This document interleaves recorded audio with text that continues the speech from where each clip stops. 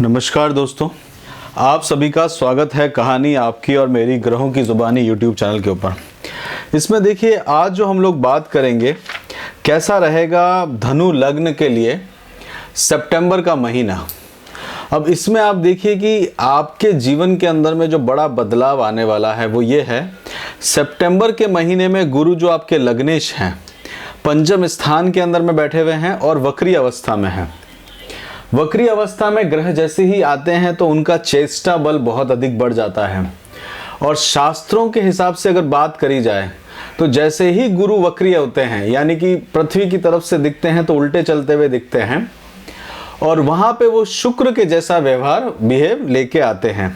अब यहाँ पे आप देखेंगे तो पंचम स्थान के अंदर में रहेंगे। पंचम स्थान जो है वो अगर आप देखें तो विद्या का स्थान है, संतान का स्थान है और मेष राशि यहाँ पे आती है। गुरु का यहाँ पे वक्री होना तो आपके उन विषयों को भी वो प्रभावित करते हुए जाएंगे। गुरु जो है जब इस स्थान पे रहेंगे तो संतान पक्ष की तरफ में, संतान की, अगर आपका खुद का धनु लग्न है तो आपको लेके आपको अपनी संतान के प्रति, अपनी विद्या के प्रति, अपनी वाक पटुता जिसे कहा जाता है, अपनी बुद्धि विवेक, साथ के साथ में अपने जिस तरह के मंत्र सिद्ध आप करना चाहते हैं उनके अंदर में आपका को चेंज करा जाएगा। पंचम स्थान लॉटरी का स्थान, शेयर मार्केट का स्थान भी कहा जाता है। पंचम स्थान जो है देखिए 10वें स्थान से अष्टम भाव है, तो जॉब चेंज के स्थान को भी पंचम स्थान से ही लिया जाता है। और जब राहु आपके यहाँ आए थे, राहु मेष राशि में 12 अप्रैल 2022 को आए थे, अब 30 अक्टूबर तक रहेंगे, तो उसमें जॉब चेंज का एक आपको माहौल बनते हुए दिखा होगा, उसमें आपका जॉब चेंज अवश्य हुआ होगा। यहाँ पे आप देखेंगे तो शनि की तीसरी दृष्टि 1, 2, 3, शनि आपको सबसे ज़्यादा अधिक परेशान किया। शनि ने आपको जब सेकंड हाउस में थे, द्वितीय स्थान में थे, तो पैसों का कमी लेके आया, मारक स्थान में थे, सेहत को खराब किया। शनि ने अपना जितना कबड़ा करना था आपके जीवन में उस समय में आपको करके दिया। अब शनि तीसरे स्थान में है, वक्री अवस्था में हुए तो फिर से आपको सेकंड भाव की स्थिति देने लगे, जिस काम में कर रहे हैं वहां पे आपको मन नहीं लगने दे रहे। तो शनि उपासना आप अवश्य करिएगा, गरीबों को खाना खिलाइएगा, दूसरों की सेवा करिएगा, उससे शनि प्रसन्न होते हैं। यहाँ पे आप देखेंगे शुक्र जो कि आपके सबसे बड़े शत्रु हैं। देखिए शुक्र आपके लिए 6ठे स्थान के स्वामी है, शुक्र आपके लिए 11वें स्थान के स्वामी है। सबसे बड़े आपके मित्र शत्रु बन जाते हैं और शत्रु मित्र का रूप ले लेते हैं। तो शुक्र अभी अष्टम भाव में चल रहे हैं, तो अभी अष्टम भाव के अंदर में आपका पाप ग्रह चल रहा हो तो वो ज़्यादा बेहतर है। एटलीस्ट उसके पास एनर्जी तो नहीं है, तो वो आपको उतनी एनर्जी में आपको नुकसान नहीं कर पाएगा। फिर भी किसी तरह के गुप्त कार्यों में ना फंसे, उसका आपको सलाह दी जाएगी। मंगल जो आपके पंचम स्थान के स्वामी हैं, इस समय में उनको दिग्बल प्राप्त हुआ है, वो 10वें स्थान में चल रहे हैं, तो मंगल आपके लिए कारगर बने हुए हैं। मंगल आपके लिए आप देखें तो दो तरफ से आपको, धनु लग्न को दो तरफ से अर्निंग हमेशा रहती है, जीवन भर रहती है। और मंगल जो है 1, 2, 3, 4, 5, 6, 7, 8 अष्टम भाव से, अष्टम दृष्टि से गुरु राहु को भी देख रहे हैं। पराक्रम का समय है इस समय आपके लिए, आप को अच्छे रिजल्ट इस समय में देखने को मिल रहे होंगे अपने कर्म क्षेत्र से रिलेटेड, या कर्म क्षेत्र के अंदर में अच्छी ऊंचाइयों तक आप अपने आप को पहुंचते हुए देखेंगे। जैसा कि धनु लग्न का सिंबल है कि ऊंची दृष्टि रखना, भाग्य की राशि है, भाग्य काल पुरुष की कुंडली के अंदर में 9वां स्थान आता है जहाँ की भाग्य का स्थान रहता है।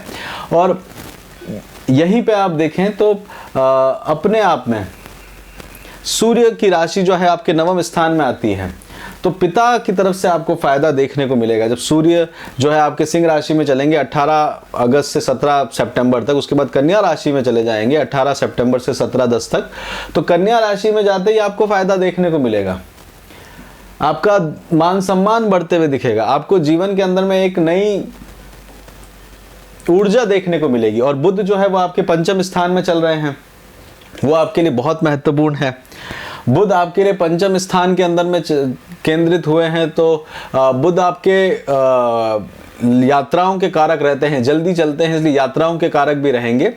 और बुध विशेष करके देखा जाए तो आपके लिए सुख के कारक हैं, सप्तम स्थान के कारक हैं और आपके कर्म क्षेत्र के कारक हैं, और वो इस समय में वक्री अवस्था में चल रहे हैं 23 अगस्त से लेकर 15 सितंबर तक। तो वो आपको किसी ना किसी तरह से कर्म क्षेत्र के अंदर में डालेंगे। आपके स्पाउस का पराक्रम इस समय बढ़ता जाएगा। अपने पार्टनर्स के साथ में, यानी कि आपके स्पाउस के साथ में उसके छोटे भाई बहनों का भी आपको ध्यान इस समय में केंद्रित करते हुए देखेगा। सूर्य बुध का बुद्धा आदित्य योग भी यहाँ पे बना हुआ है। तो यात्राएं आपके लिए रहेगी, लंबी यात्राएं आपकी बनी रहेगी। जो जगह है, घर से दूर आपको जाने की आवश्यकता पड़ सकती है। इसमें और भी आगे देखते हैं डीप के अंदर में, तो केतु आपके 11वें स्थान में चल रहे हैं। केतु 11वें स्थान में मित्रों का स्थान रहता है और गुरु की लग्नेश की दृष्टि वहां पे बनी हुई है। तो यहाँ पे आपको एक आध्यात्म की तरफ में, देव उपासना की तरफ में, 11वां स्थान देव उपासना का भी रहता है, वहां की तरफ में केंद्रित करते हुए जाएंगे। और केतु जो है वो मंगल के जैसे प्रभाव लेके आते हैं, तो प्रॉपर्टी का बनाने का, आप आकस्मिक लाभ लेने का प्रयास इस समय में करते हुए दिखेंगे। चलिए चंद्रमा से बात करते हैं। चंद्रमा आपके मीन राशि के अंदर में जाएंगे 1 और 2 तारीख को, यानी कि आपके चतुर्थ स्थान में जाएंगे। तो ये दिन थोड़ा सेहत का आपको ध्यान देने की आवश्यकता रहेगी। 3-4 तारीख को चंद्रमा और गुरु अपने पंचम स्थान में रहेंगे। यहाँ पे आप अपने बच्चों के लिए, संतान के लिए कार्य करते हुए दिखेंगे। 5-6 तारीख को विशेष करके अपना ध्यान देखने का कोशिश करिएगा। और यहाँ पे आप देखेंगे कि चंद्रमा शुक्र की राशि में है और शुक्र चंद्रमा की राशि में है, तो शुक्र चंद्र का परिवर्तन योग होते हुए आपको दिखेगा।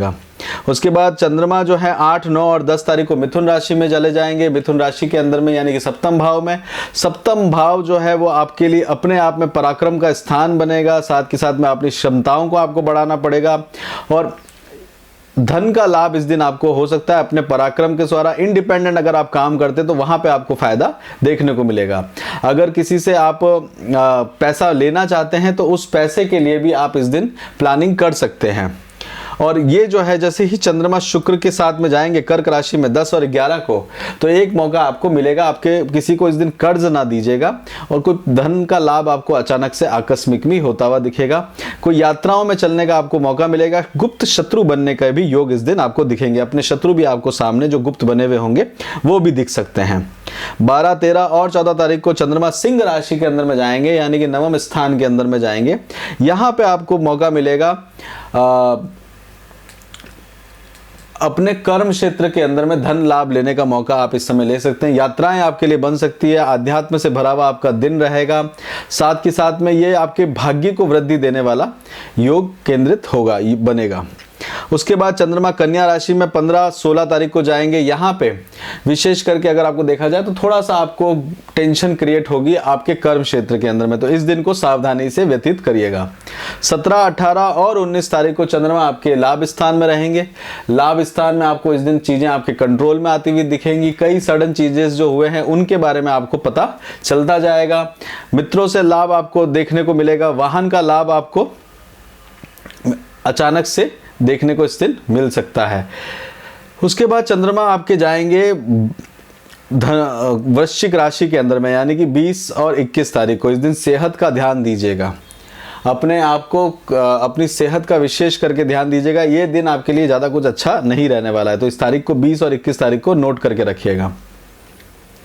22 और 23 सितंबर को अगर आप देखते हैं चंद्रमा आपके लग्न में आ जाएंगे। लग्न में आपके गुरु की एस्पेक्ट भी बनी हुई, राहु भी वहां पे ही देख रहे हैं और मंगल का भी एस्पेक्ट दिख रहा है आपके। तो धनु राशि के ऊपर में अगर आप देखा जाए तो गुरु, राहु और मंगल 3 ग्रह देख रहे हैं और वहां पे चंद्रमा का गोचर होते हुए दिखेगा। तो यहाँ पे आप एक अपने मान सम्मान के प्रति आपको केंद्रित होते हुए दिखेंगे। उसके बाद चंद्रमा आपके लिए जाएगा मकर राशि में 24 और 25 तारीख को, यानी कि द्वितीय स्थान के अंदर में, सेकंड हाउस में।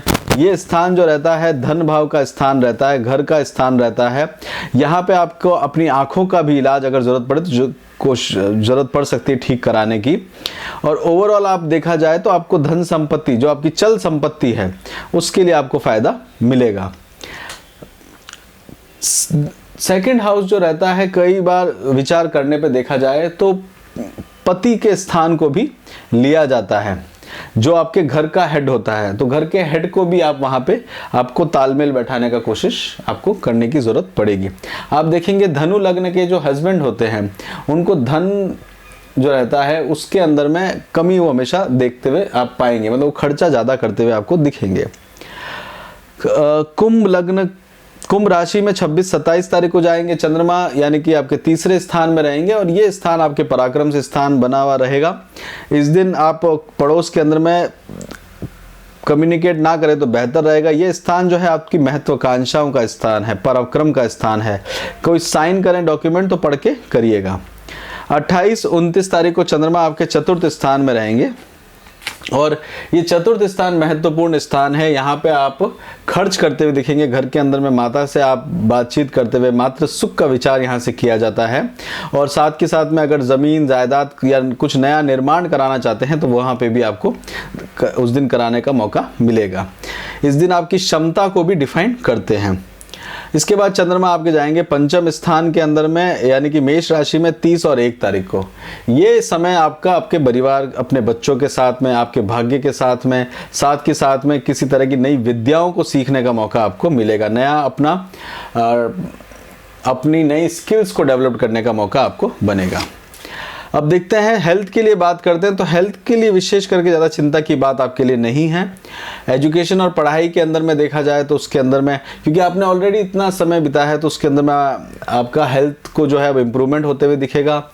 मंगल जो है वो आपको सपोर्ट करते हुए जाएंगे। जॉब के अंदर में एक नई अपॉर्चुनिटीज़ बनेगी। बिजनेस के अंदर में आप लाभ लेने का कोशिश उस समय कर रहे हैं, लाभ मिलेगा आपको, वाहन का सुख मिलेगा। साथ के साथ में शादी और विवाह के बारे में सोच रहे हैं तो एक अच्छा मौका आपके लिए बना हुआ है। घर खरीदने के लिए एक अच्छी मौके आपको मिल रहे हैं, प्रॉपर्टी बनाने का।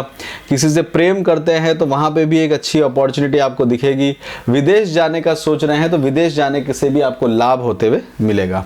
इसी के साथ ही धनु लग्न का यहीं पे रोकते हैं। आपका बहुत बहुत धन्यवाद सुनने के लिए। अपना खूब ध्यान रखिएगा। जय श्री राम।